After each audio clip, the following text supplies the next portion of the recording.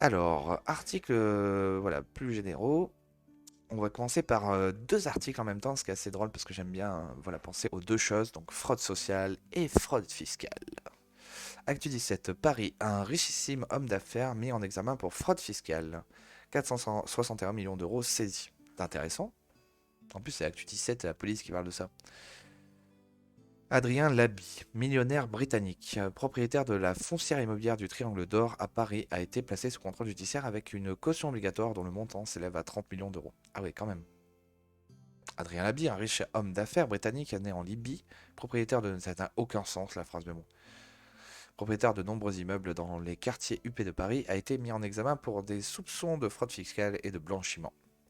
L'Office central de lutte contre la corruption et les infractions financières et fiscales avait ouvert une enquête en 2015 à la suite de deux plaintes de l'administration fiscale pour un défaut de paiement de l'impôt sur le revenu, l'impôt de solidarité sur la fortune et l'impôt sur la fortune immobilière. Eh ben on voit bien qu'il y a une belle panoplie quand même, hein, d'Adrien Labi en tant que bénéficiaire économique d'un important groupe immobilier en France, a indiqué le parquet national financier.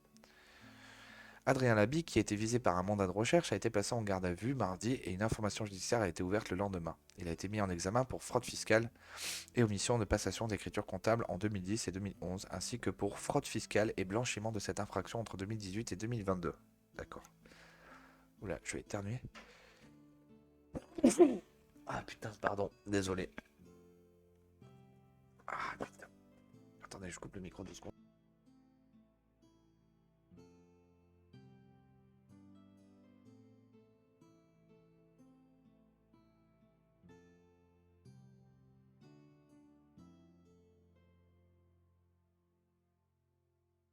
Ah, désolé, j'ai pas réussi à ne pas vous détruire les oreilles. Ouah. Alors, donc en 2022, il a été placé sous contrôle judiciaire avec une caution obligatoire dont le montant s'élève à 30 millions d'euros selon BFM TV. Parallèlement, le parquet national financier, le PNF, a ouvert une enquête préliminaire le 24 février pour blanchiment en bande organisée de fraude fiscale aggravée concernant le groupe immobilier d'Adrien Labi.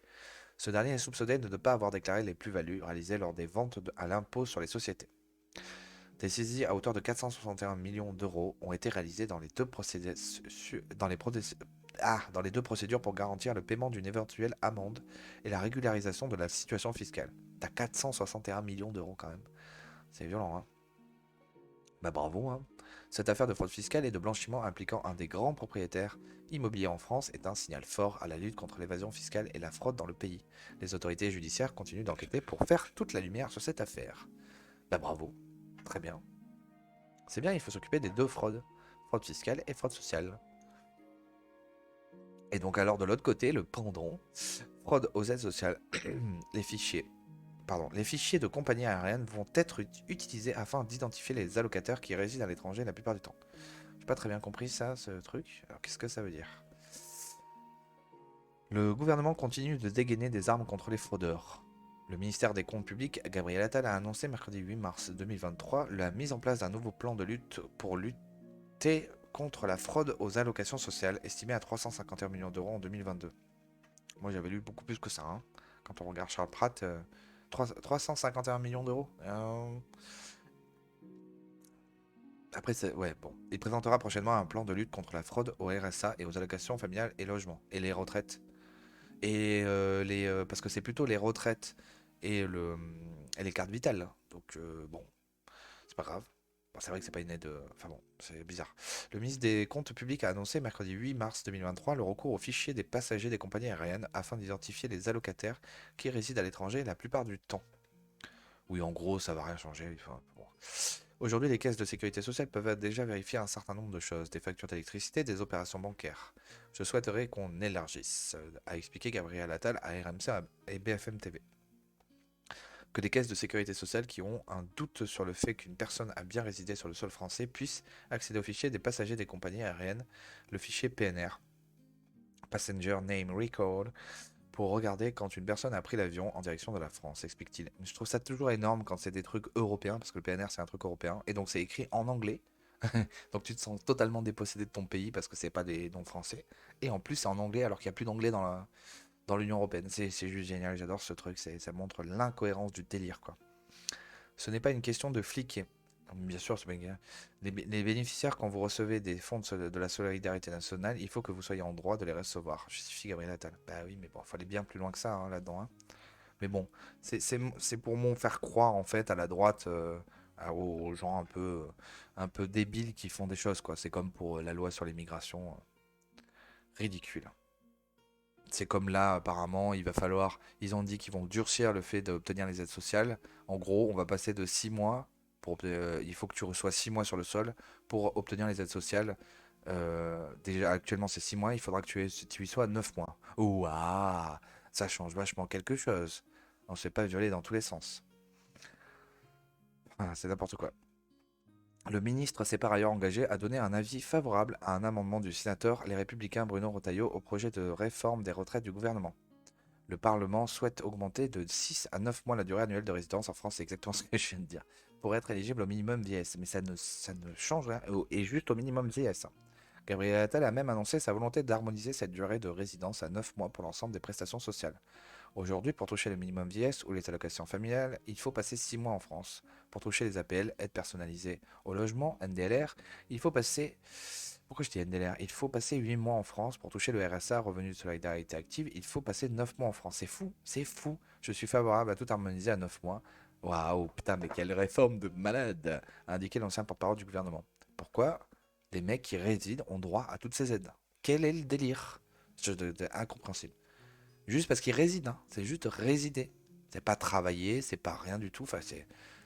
Ce plan de lutte contre les fraudes, qui inclut l'interdiction à compter du 1er juillet 2023 du versement des allocations sur des comptes bancaires non européens, doit être présenté par le ministre la prochaine semaine.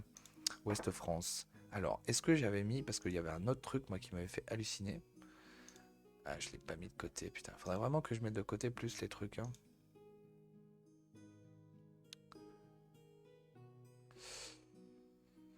J'aurais dû mettre de côté, putain.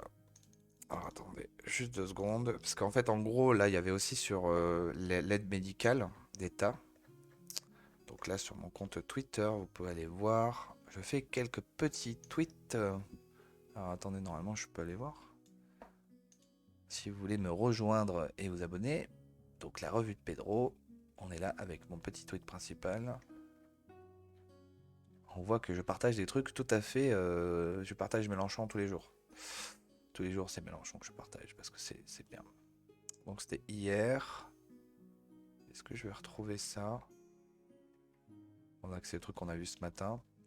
C'est vraiment, c'était hallucinant sur... Ah voilà, je crois que c'est ça. Voilà. Donc écoutons ça, c'est complètement fou.